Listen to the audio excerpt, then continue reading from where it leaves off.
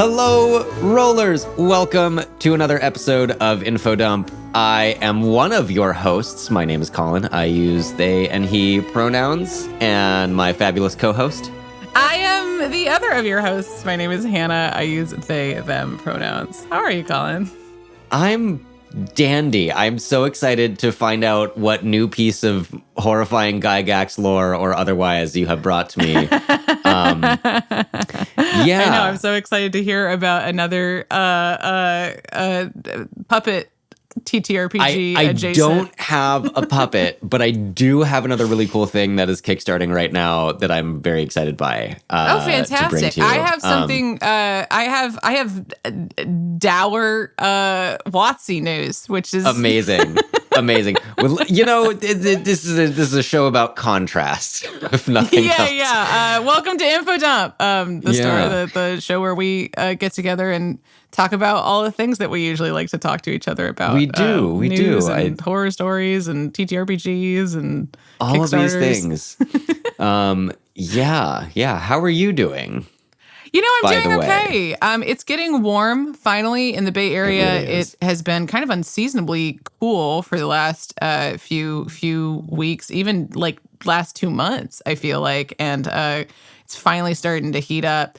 And by finally starting to heat up, I mean, I didn't want it to, and now it is. See, and you say that, and I have like absolutely no conception what the rest of the Bay was like, because all of April and May before I left, I was just out at Fort Point in the shadow of the Golden Gate Bridge, which is a wind tunnel, and everything's cold always. If you don't live in the Bay Area, you might not understand exactly how cold and windy it is here most of the time because of our beautiful dark mother, the Northern Pacific.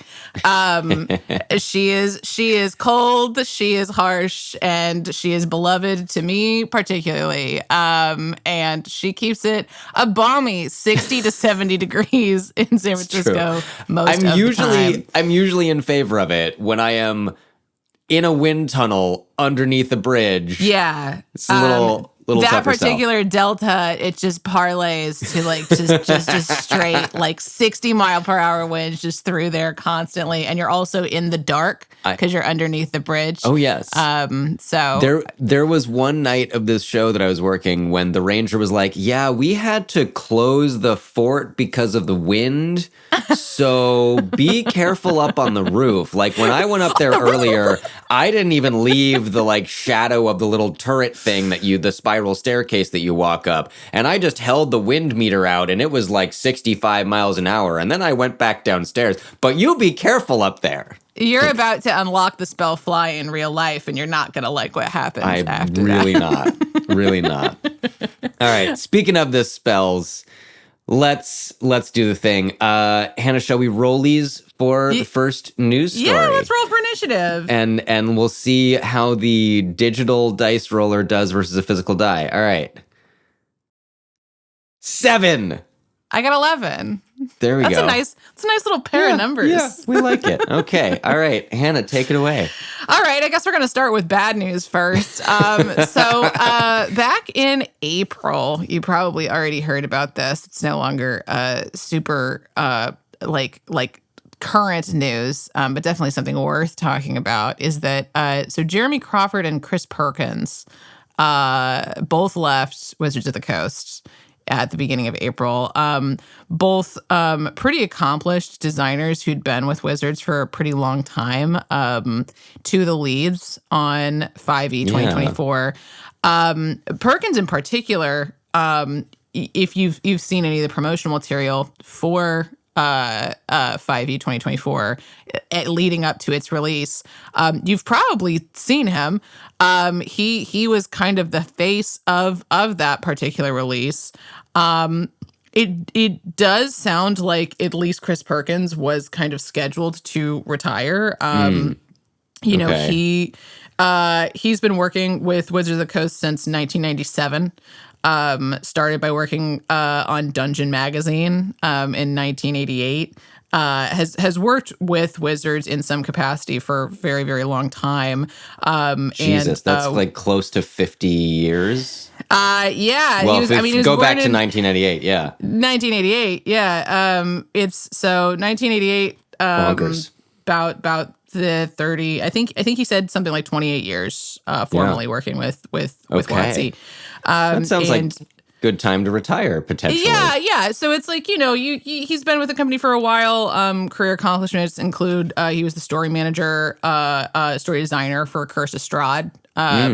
And main game architect for the D&D brand for a very long time, the lead creative director for some time. And it does sound like at least his withdrawal from the company, his retirement was planned. He described it as sort of a fairy tale ending, and does seem to have left on good terms. I think what people are looking at is the fact that it's both of them and the timing. Yeah. Well, and Jeremy Crawford, I think my recollection is kind of no less notable a figure, maybe just not been around a while, but the stereotype of similar, like, yeah. He joined in 2007, so less time, but worked on but he's been around. He's been around. Yeah. He worked on the 3.5 source book. He worked on numerous source books for Fourth, including the Blair's Handbook, the Monster Manual, the Book of Vile Darkness, if you were into that. Yeah.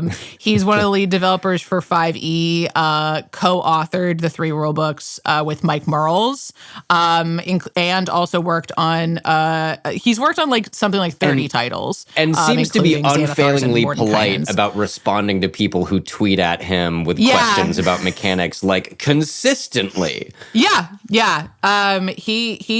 They've both collectively done a ton of work for WotC and been pretty substantial figures in building D&D as a system for the last 20 to 30 years.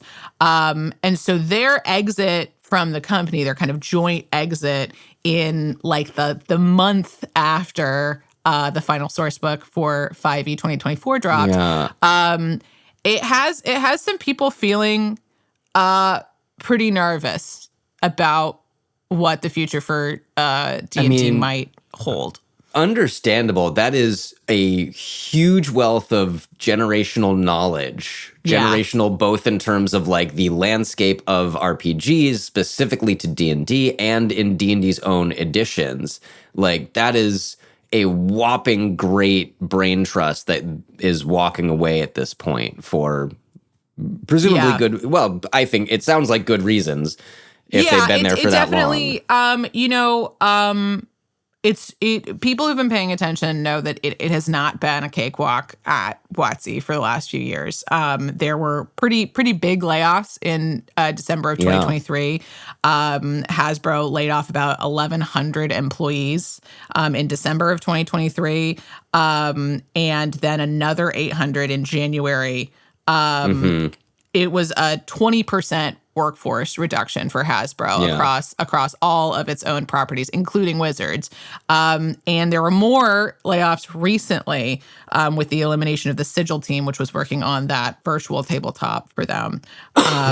One of those people who got laid off is Mike Mearls, who worked with Jeremy Crawford on the 5e rulebooks.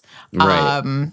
And definitely a similarly accomplished guy who, if Mike Mearls is expendable, it begs the question of, is there anybody at WotC who's not?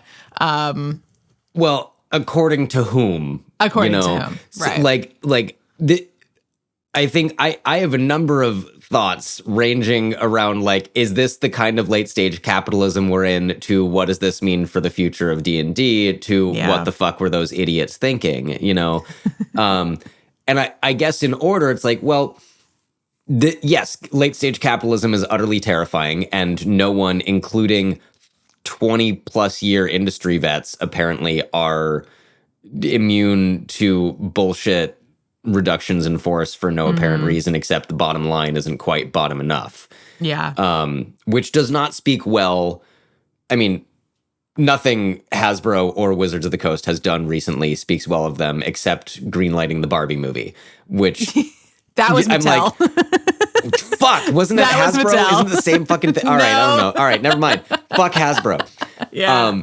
Yeah, and I don't know, the Dungeons and Dragons movie. What they did greenlight was the Dungeons and Dragons movie, which Yeah, was quite good. They did that was pretty damn good. though. They did close out that contract and close that studio that had done that work. So we probably won't be getting anything like that for a while. That was if we were gonna fucking franchise anything, that was a great opportunity to franchise. That was a great opportunity to do it. So yeah. So next is the like, what does this mean for D&D, right? When you have people that have been there for that long, shepherd a new, lightly regarded edition that is kind of a major backtracking and walk back from some of the other stated goals, shepherd that new 0.5 edition out, and then go, yeah, I'm gone. Yeah. Have fun. So the Wizards VP of franchise and product goes by the name of Jess Lanzillo, and she has said that both departures were a very long time coming, had been discussed long in advance, that both Perkins and Crawford waited until the wider 2024 release in order to leave, just made sure that their work there was finished, and that they did leave on their own terms and not part of some wider corporate move. She's been very effusive in her praise of both of them. So it does seem like they have left, at least like from a corporate standpoint. Sure, and excuse me if I take anything a corporate spokesperson says with many grains of salt. Right. I think really what's hard to believe is that it's not going to majorly impact the roadmap of future D&D releases, even if she is telling the truth and it was discussed way in advance and they did both leave on their own terms and in good standing with the company. It does sort of bring up a question of like, okay, these have kind of been some of the main shepherds ideologically of like what D&D is and what it's going to be.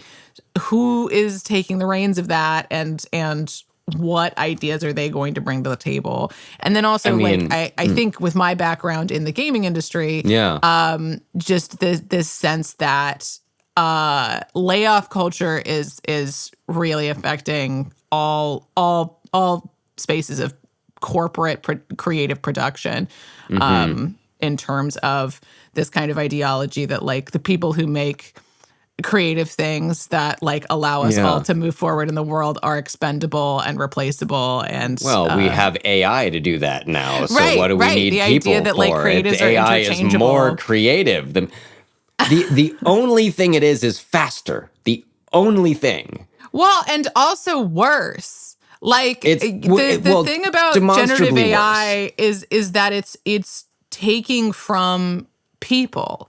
Like it's not coming up with any of its own ideas. It's just taking a bunch of ideas from other people and kind of smashing them together. So tinfoil hat on. If this is going to lead to D&D becoming an AI-generated slop factory that turns into subscription service gaming, I can only hope. I'm not going to assume because people are people, but I'm going to hope that would lead to a further fleeing of their fan base and of their demographic going like, fuck you. The reason we like this is because it's made by humans and played by humans. And I think that the collapse and colossal failure of the Sigil VTT is kind of an example of this. They threw a bunch of money and time and energy at this product that they didn't understand and people like no one asked for.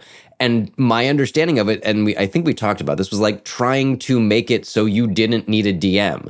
They were trying to make their own Baldur's Gate 3 without any understanding of the resources, time, and person power that went into that. I think, my understanding of it is slightly different. I think what Sigil was intended to be was instead to create kind of like a closed loop for D&D Beyond, right?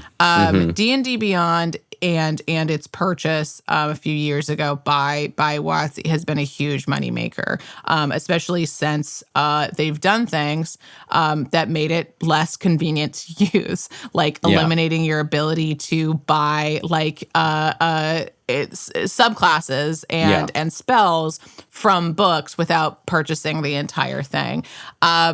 For example, one of many things that they've done recently. There does seem to be in their sort of roadmap for the next few years a big focus on digitization and moving towards a subscription model in order to rake in more cash more consistently. And to close that loop in D&D Beyond, you do need to be able to run a virtual tabletop in D&D Beyond. One of the things that D&D Beyond does not have is a virtual tabletop system. So people are using D&D Beyond right now with Roll20, with with other virtual tabletops because they're vastly superior products. As someone who has played around with both of them, D&D Beyond's maps is a mediocre facsimile of what Roll20 and Foundry being the other two I'm familiar with Roll20 can and do. Foundry are like kind of and big Sigil too. was a fucking hot mess. Yes, Sigil not in an entertaining way. It was clown shoes. It was so bad. And then they pulled the plug, and you're like, well, sure. I guess it must be nice when you can waste billions of dollars. Before it was ever a viable product. Right. They had already sunk a huge amount of time and money into it. Yeah. But the hope for Sigil, I believe, was that it would be a product that could outcompete Roll20 and Foundry, and also kind of close the loop and make sure that once you got on D&D Beyond, you did not leave D&D Beyond. You're not going to other sites. You're not bringing in any other source material. You are staying on D&D Beyond, spending money on D&D Beyond. And I think they vastly overplayed their hand with Sigil. I think they hired way too fast. They had a team of about 40 people. They just laid off 90% of it, which was 30 of those people. It is now being run by a skeleton crew. And they did that right after its alpha had released, which means that it is not even close to being done. Yeah.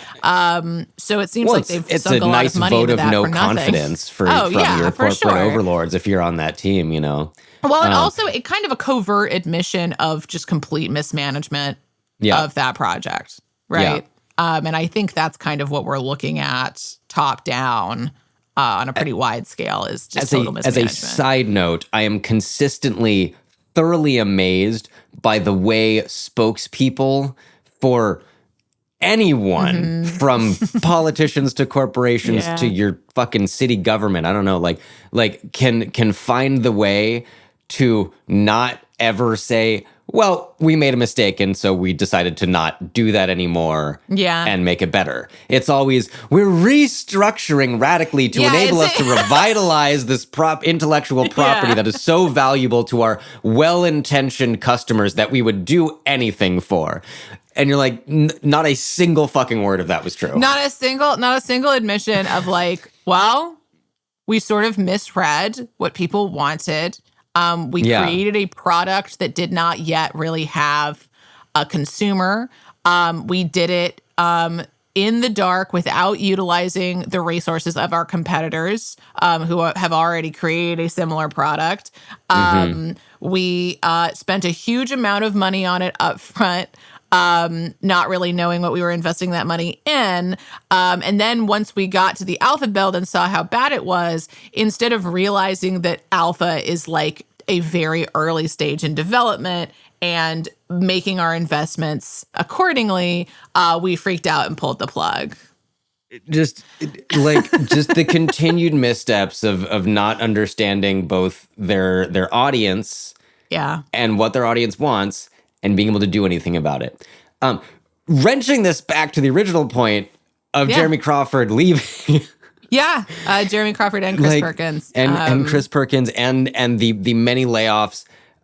What do you think this says about the future of D&D with these two lead designers and giant titans of institutional knowledge walking out the door. Now, the first thing I want to say is something that I want to say specifically because I've worked in an industry like this. I don't know what these guys were like personally. I'm not testifying to who they are as people. Sure. I have no idea who they are as people. But what I can say is, in art, in the corporatization of arts, what you find in middle management and top brass is that largely there is like a complete misunderstanding from the management side of like what is valuable in personnel. And what I think this says about the future of D&D is the voice of D&D moving forward is going to sound different. Not that it's going to sound worse or that it's going to sound better, but it's going to be different. These are people who have really kind of guided the brand for a very long time. And without them at the helm, we're going to start to experience some new and different stuff is what I would say. I mean, I agree. That could be good. It could be bad. Hey, you don't know.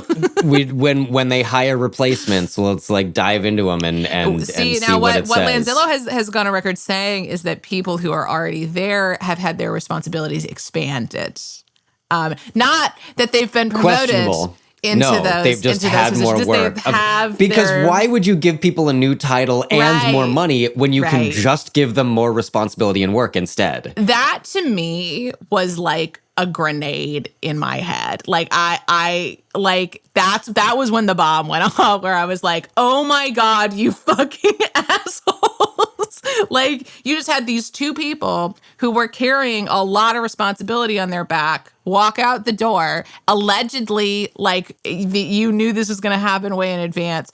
And your response to that was not to like move anybody into the positions, the big shoes they were leaving behind, to kind of get them. Because if it was way in advance, you'd have a lot of notice to like put somebody in there. They would have trained a replacement internally if that was the goal, but no, and like given someone the opportunity. Their whole thing is, no, we've just expanded like responsibility out to these people who are already on the creative team. So like definitely already have a lot of work on their plate. Well, I just keep seeing writing on the wall saying maybe stop playing D&D. I sure do too. And I don't like it because it means I have to learn a new system. Although I'm going to learn some anyway. I think the writing on the wall that I see is maybe stop buying D&D products for a little bit. And also, like, just be prepared to emotionally support the artists who create the stuff that you love in the corporate fiefdoms that they're employed in. Very true. Hello, everyone, and welcome to your mid-roll.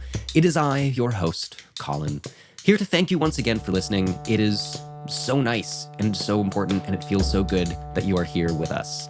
And also to remind you that if you never want to hear me say that again, if you just are excited about the show, if you love what we're doing, you can support us on Patreon at patreon.com/therollreport, where also, for as little as a single $1 a month, you can submit questions for our interview guests. Only our friends and supporters on Patreon can submit questions, and only they will get to hear the answers.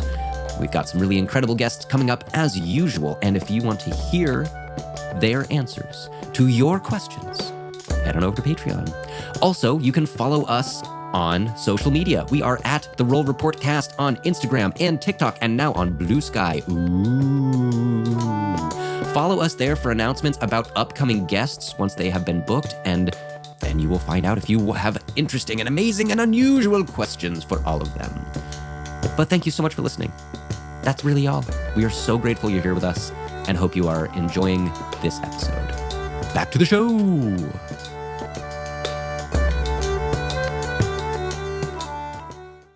I feel like that's a nice time for me to segue into supporting independent creators, as I have brought another such independent creator to our attention. In the vein of sort of fighting the corporate powers that be, you might say, did you know, Hannah, that right now you could in fact acquire 2 award-winning GM-less games of rebellion and relationships in space that are crowdfunding on Kickstarter right this very moment. Did you know that? I did not. Amazing. Well, let me tell you all about it because I have been following this. I am so excited. There's this weird thing that I think is happening where I think I'm spending more time on Blue Sky and I think you're spending a lot more time on our other, like TikTok and our other areas. Yeah. And so I am seeing so many cool things about this. This is a crowdfunder for Galactic and Going Rogue. These are both award-winning Star Wars-inspired games produced and published by Jumpgate Games, the publishing imprint for Jess Levine, award-winning creator of I Have the High Ground and other things. And in this Kickstarter, they are bringing together two different amazing games. We have from Riley Riethel, Galactic, a GM-less Belonging Outside Belonging TTRPG for 2 to 6 players about rebellion, relationships, and war among the stars. As members of the Liberation, players aim to overthrow the fascist rule of the Mandate, armed with bonds, blasters, and the mystical space between. Players are encouraged to explore the intense connections and uncontainable emotions that arise in that struggle. And we have, from Jess Levine, the Rogue One and Andor-inspired Going Rogue, using the same system, but shifting its focus to one-shot or 2 to 3 session campaigns, exploring themes of cynicism, hope, and the ultimate sacrifice. Featuring new pillars, the Parliament and the Intelligence, to introduce a tense political divide within the Liberation inspired by Levine's own experiences with anti-fascist organizing. So, that is what I'm bringing, is these two, I think, extremely timely games that are now being combined into one wonderful package. I will say it is already funded on Kickstarter. It blew past its initial goal, but it is still active and very, very, very worth finding and checking out. That's the intro. How I'm like looking at your expression, I am like fascinated. So I have several good friends who are very, very into Andor and very into the idea of like, you know, mystical space, sci fantasy, like magic, but also you're actually more focused on the civil conflict of the people. You're not following around Jedi Knights. You're following around some guy who would like the world to suck less as he tries valiantly to get a bunch of people to also work together to make the world suck less. And if we're looking at Andor as a reference for some of these games, like it's not just following the guy who wants the world to be a better place. It is the people, like sure, the person in charge, but like the whole crew who is willing to sacrifice at great personal length and struggle to make the galaxy a better place. Right. Yeah. No, that like rebellions are created with vast swaths of people behind them. Who are all a part of it and all have different ideas about how that should go. How did you find out about this? I found out because almost everyone on my D&D and tabletop gaming feed is talking about it. Not universally, but Jess Levine is definitely hyping it up, and I have started seeing more and more of it because there's still an algorithm. When I see a thing that I like and I look at it, then it shows me more of the thing that I like, and then I'm mad because it has a thing. So I have found out through just the like being around, being present, and then doing a small, I will say, accidentally replying to one of Jess Levine's posts about trying to get an interview with a specific person. I totally misread it and was like, yes, me, talk to me about this. And then had a nice back exchange. So I acquired for us the press kit and more of the informations about it to actually like be able to speak relatively coherently. You know, it's always always a crapshoot. Coherence is relative. Really.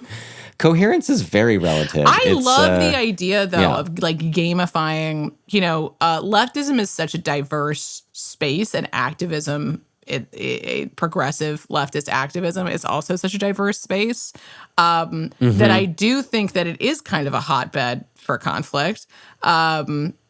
Everybody has a different idea of how to make the world better, right? And I think the idea of gamifying that experience of like everybody is here to try to make the world better, but nobody agrees on how to do that is that could generate some very interesting, meaty narratives. Yeah. Yeah.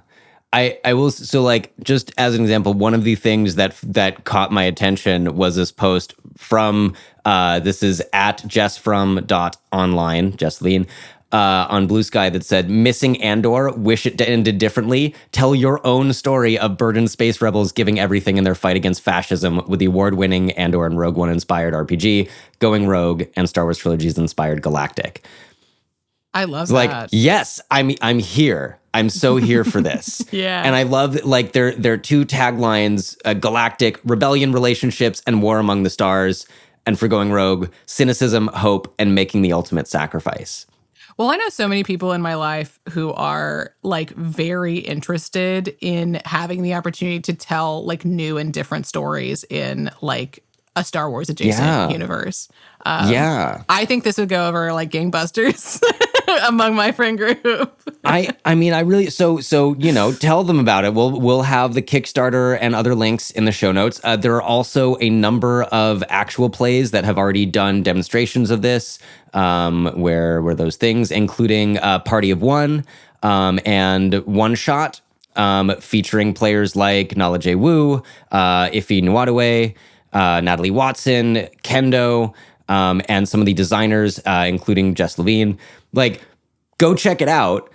And for me, one of the other things that I wanted to kind of bring into this is this idea that one of the things we need about games like this, one of the things we need about RPGs and storytelling together is actual acquisition of knowledge, right? And these are games where I feel like you can plan your resistance to a fascist regime, which has absolutely no bearing on current reality at all. Yeah, no, I don't know. But you're going to learn some of those skills that you might someday perhaps have an opportunity to use. Yeah. Someday, unfortunately, maybe very soon. Oh, man. I don't know why you would say something like that. That's just that's crazy. I know. There are some TTRPGs that I own that have just sat on my shelf for longer and longer the more dire it gets outside. Because for some reason, being a group of vampires hunting Hitler suddenly doesn't feel that far away anymore, except I don't get to be a vampire. You know what I mean? Well, not with that attitude.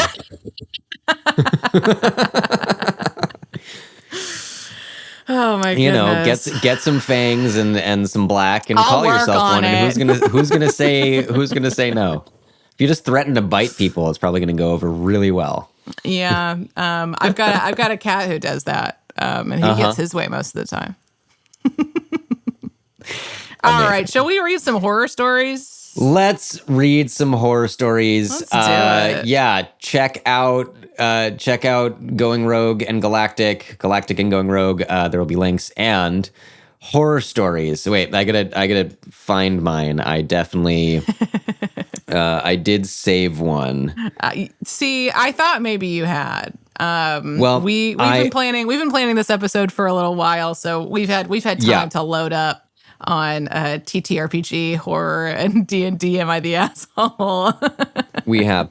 I actually, so the thing I saved, I'm just going to say it is an open-ended question that I thought was a more interesting way to talk about GMing as a whole. So that's where I went.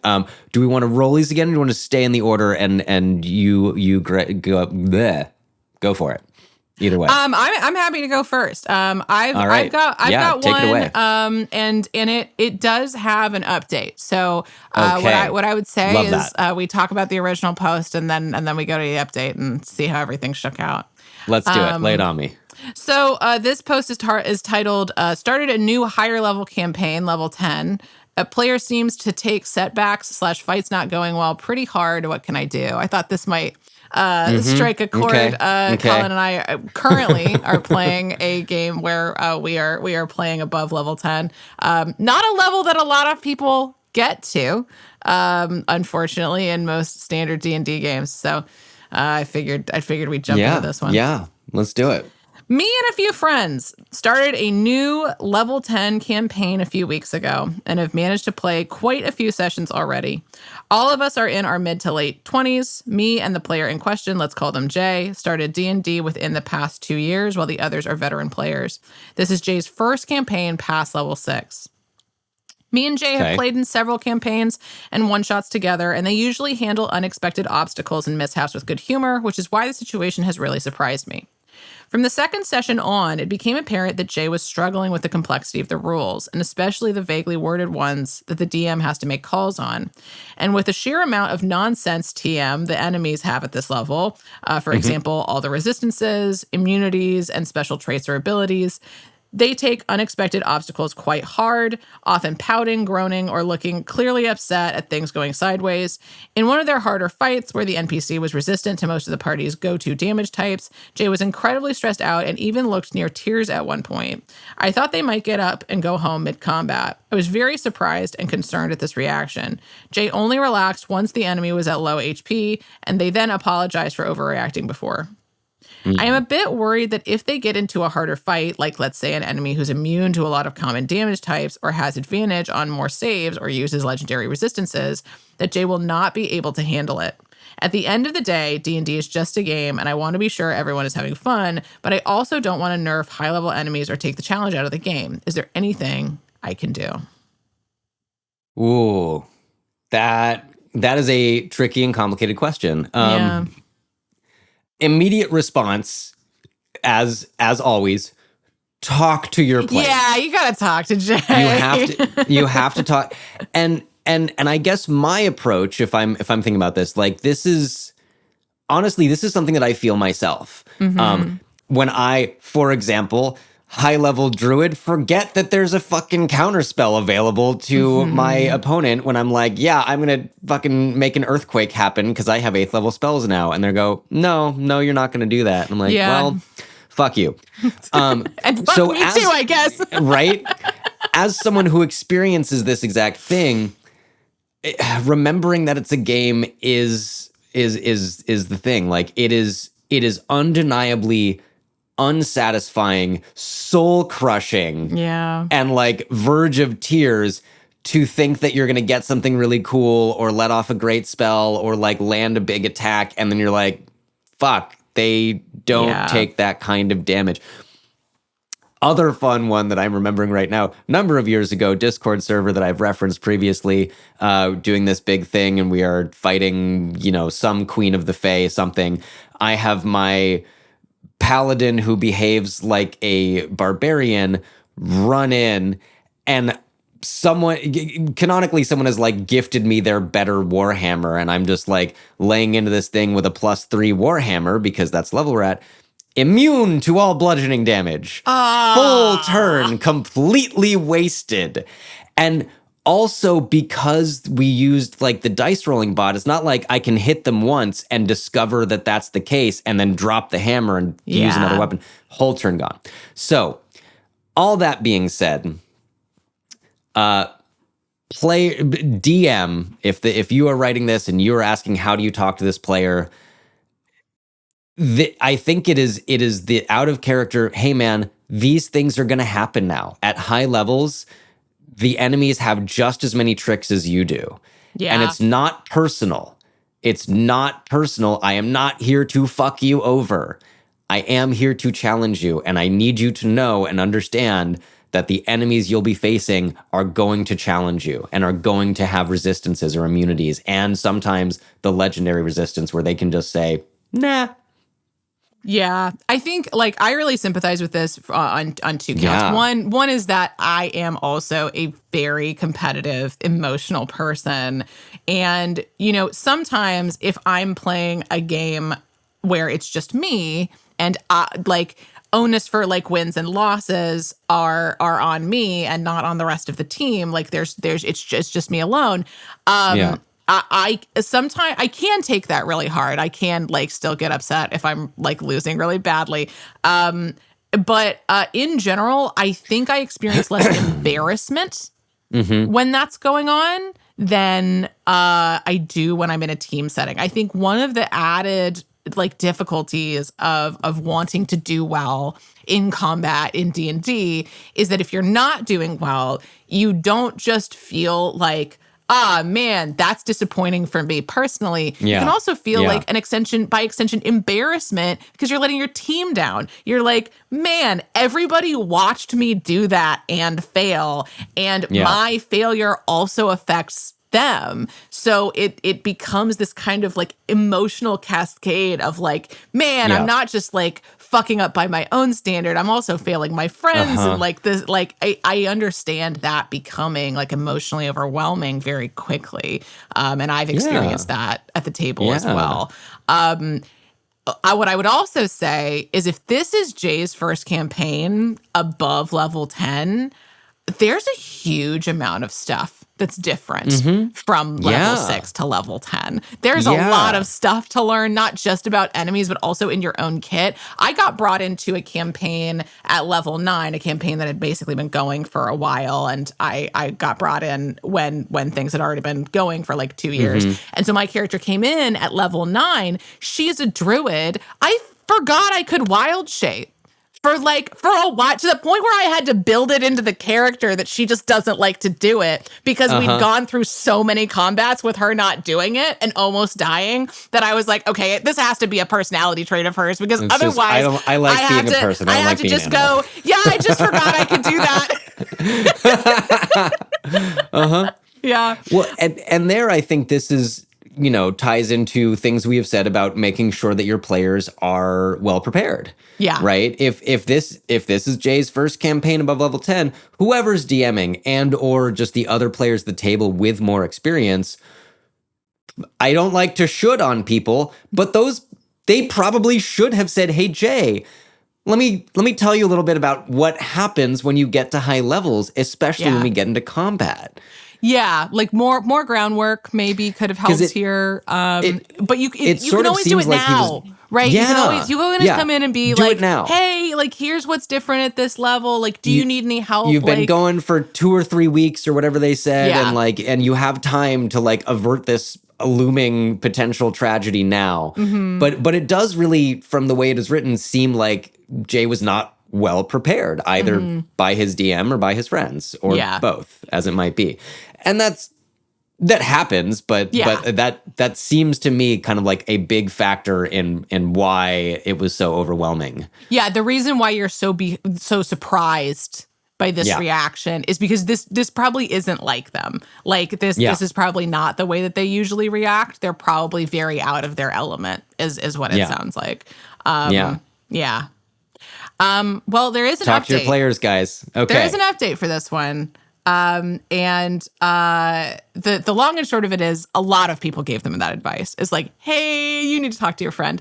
That sounds about right. TLDR of original friend who is used to lower level campaigns is now playing in a level 10 campaign that I DM. They took setbacks very hard and I asked for advice.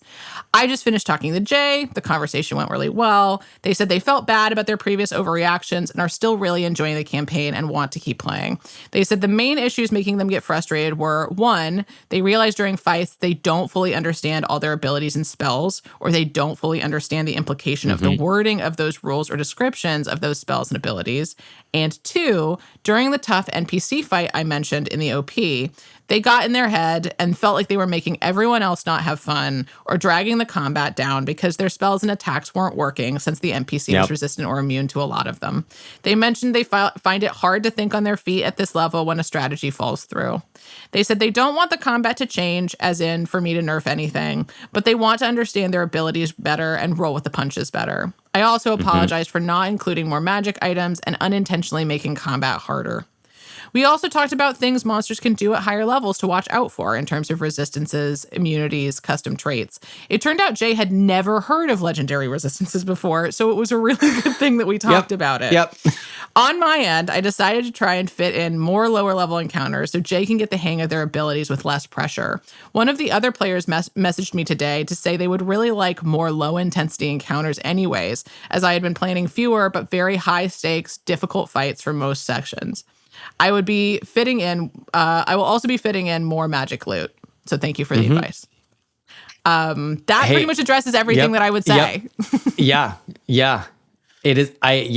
I think it is interesting that I've just literally never heard of legendary resistances. Yeah, because if you've played at lower levels, you probably haven't. And it does make sense to fit in. That's a great idea, to fit in some lower level combats. First of all, to make your powerful players feel powerful. And second of all, because since you didn't start at lower level and get up to this level, you just jumped here, they did not have the time, because usually that's what you have. It's a lot of time to learn your kit. You learn the skills slowly. Did they say what class Jay was playing? They did not. Okay, because it sounds magical, and I was immediately oh, faster when you didn't level. That's whoever's DMing, maybe steer your newbie players towards martial classes, because they're somewhat even the marshals get complex. Pretty insane by level 10. Yeah. As somebody who's playing, I think now a level 11 rogue, they get pretty wild. Yeah. Once you get up to level 10. A barbarian at level 11, you run, you rage, you smack things twice, and then sometimes you have some other things that happen because you smack them really hard. By level 11, I think you're smacking 3 times. Is that? I mean, I don't know. Fighter certainly. Fighter is 3. I don't think barbarians ever get above 2 unless that's changed in the new rules. I'll have to go back and look. Well, anyway, hey, DMs, talk to your players. Players, talk to your DMs. I think that is going to be the ongoing theme of almost all of our horror stories. I once heard somebody say that relationship advice is the same no matter who you're giving it to. And the answer is always either talk to them or break up. Yeah. That's real. That's real. Okay. Well then, I'm moving on. I think so. I am coming with a similar. This is. I think it is a general question for DMing that I thought was an interesting one to pose. This actually comes from DM Academy on Reddit, not Horror Stories. Is it ever okay to tell only one player something? I am currently doing a campaign in a homegrown setting, and my 2 players have wildly different experiences. One of them has been in the setting for months, while the other a few days. Lore-wise, not actually. They started the campaign at the same time. Okay, so one player canonically one has in been world has been in the setting for a long time. One has just arrived. Yeah. So I told the first player some bits of lore and mythology of the world. I do plan to give the info to the other player, but I want them to find out themselves in an arc I have planned out. So, should I just tell the other player to make it fair, or should I let it be and see if in-game the other player tells them? So it's not particularly clearly written, is what I will say. But to me, the question is it okay for, my interpretation here, both in and out of character, for one of your players to not know something that the others do? Or from you, the DM, specifically. From you, the DM. We're not just talking backstory stuff. We're talking from the DM to you. It is. This is lore about the world and the setting that I have built, that I have dropped you in. Is it okay for your players, and again, I think it is in and out of character, to have different knowledge about the setting? So I have a lot of personal experience with this. So in one of the campaigns that I'm in, I showed up at the beginning of the campaign as the central antagonist. That was my role at the very beginning of the campaign. Not anymore. I've now fully integrated into the group. Not even necessarily in a Vegeta arc, more in a we didn't understand what the problem was, and now we all do. Sure. But what I would say, my general answer to this is yes, asterisk. Uh-huh. Because one of your players knowing something that the other player doesn't builds so much excitement and intrigue and suspense into small interactions in game. And especially when it's because of lore reasons, where it's like, you know a lot about this, the other player does not, because the other character does not. And it gives you, this other player, especially in this example, the opportunity to like bring the other character in deeper into the story. I think that is great. Yeah. But I think you can go too far with it. I think that it depends on the bulk of the information. Yeah. It depends on how much of it you are imparting to the other player that you are not giving to this player. It depends on your players. Like, is that an experience that they want to have? And it also depends on how long that suspense is going to get dragged out. What I experienced in this campaign was that I knew too much. It got dragged out too long. And it wasn't necessarily an experience that my fellow players wanted to have. Yeah. And so it was really fun for the first little bit of the campaign. And what I experienced is that for my other players, it got really old really fast, because it meant that I was having like a lot of secret conversations with the DM, and like it felt like it can start to feel like another player is getting special treatment. If that's the case. Yeah, totally. And they are.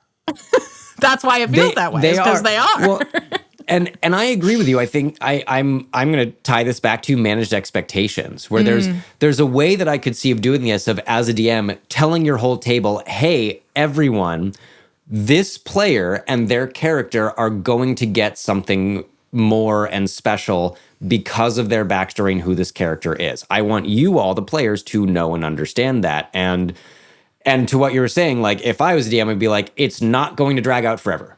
I am going to force this issue. Like, our knowledge will equalize. You will know the same stuff soon.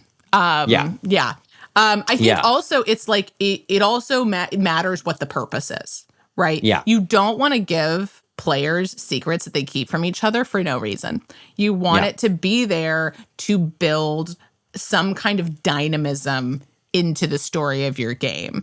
And I think what can happen if you give a player too many secrets from another player is that it actually detracts from dynamism in your game, because now they're not interacting, they're not talking to each other. It becomes everyone trying to ferret out the secret, you know? Yeah. Yeah. In a way that's less fun. Yeah. Like, to bring up our game again, it's been great watching everyone continually fail insight rolls on your character to know. So now you understand why I did that. I've had this experience of like having a secret that none of the players know at the table, and that was fun once.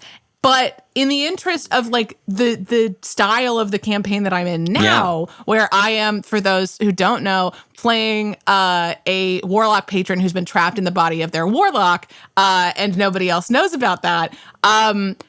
I thought that was fine information for the players to know. Yes. And the characters not to, because partially because it was a secret that I'm like, unless you know this secret exists, you're never going to try to ferret it out because it's going to be too weird. Yeah.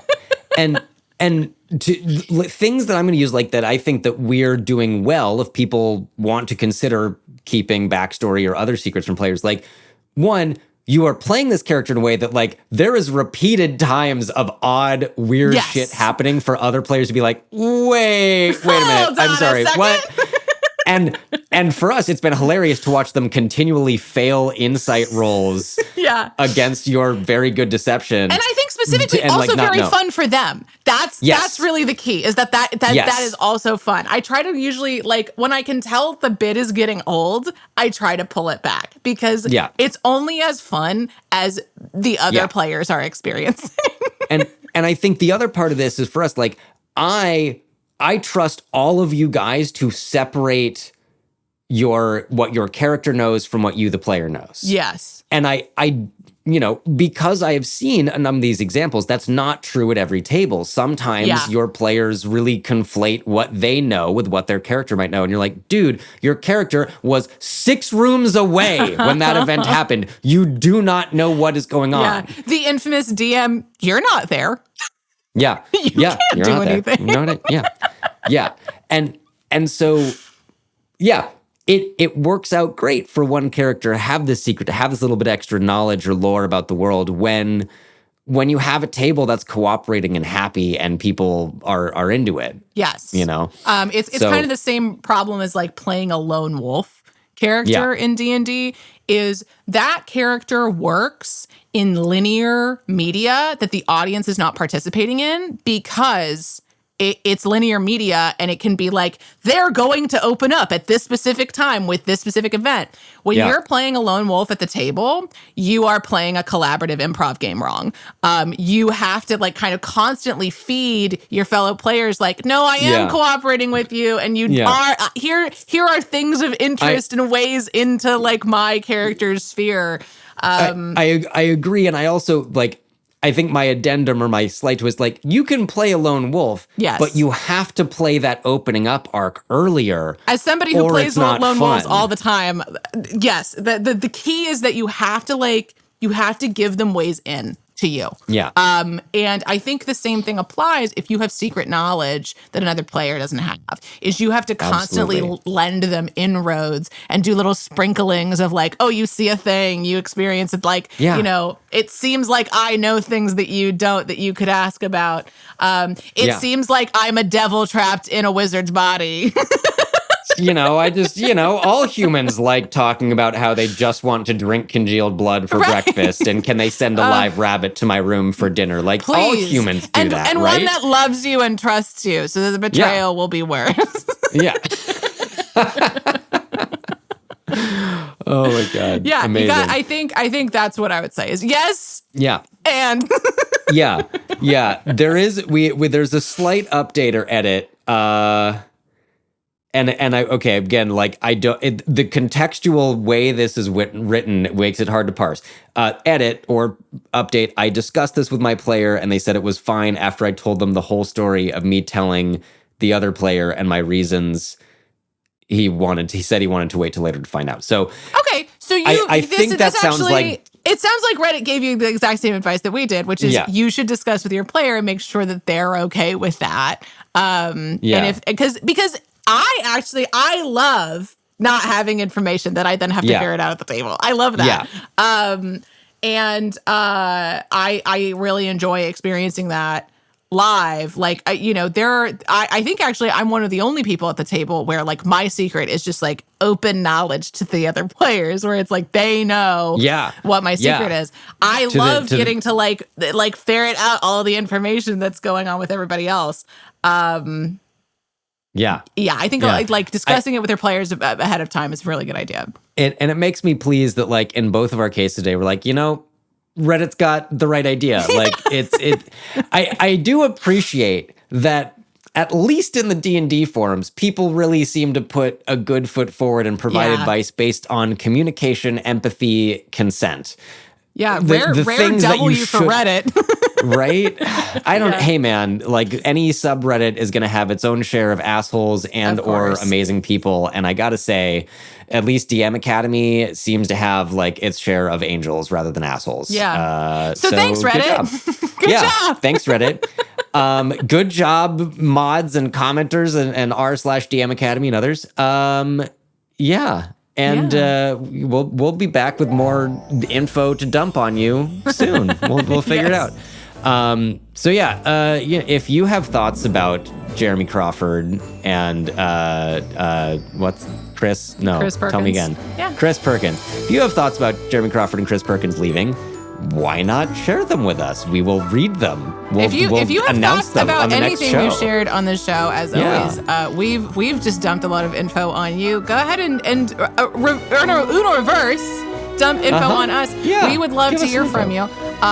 Your thoughts and feelings about our horror stories, our news, and that fantastic Kickstarter Check Colin out talked Galactic and Going Rogue on Kickstarter from Jumpgate Games, designed by Riley Riethel and Jess Levine. We will have the Kickstarter link and other links in the show notes. And Hannah, where can people find you on the internet? People can find me everywhere at Booger Queen Draws. I am an independent character artist available for commission. And also, I run D&D games, love talking about D&D, and am just available online to talk about everything TTRPGs pretty much all of the time. Colin, where can people find you? You can't. You can if you try, but really you can find my cats on Instagram at NoGoodCats, and you are more likely to find me at the Roll Report socials. We are on many of the socials at the Roll Report Cast. Hit us up on Blue Sky. As I said, I'm apparently the one on that section. Yep. And you can find me on that same account on TikTok, YouTube. And if you like what we're doing... If you like what we're doing, you can now find us on all of our episodes on YouTube and where you find your podcast. And if you like what we're doing, you can support us on Patreon, patreon.com/The Roll Report for exclusive things. And there, you will also learn who we are interviewing next and can ask them questions if you support us for as little as $1 a month. What a deal! Woohoo! Because capitalism. Someday we won't have it, maybe. We can dream. I dream of the Star Trek utopian society being achieved in my own lifetime, post-scarcity. But Colin, in order to achieve that, we have to go through World War III. Do we? Is that how that happened? I mean, we seem like we've been in a state of, not to be the Trekkie on campus, but a lot of really bad stuff has to happen for us to get there. Hey, isn't it already? Like, not to be too political, but it is. Unfortunately, I watched Past Present just a little while ago, and I had to turn it off because I got too sad.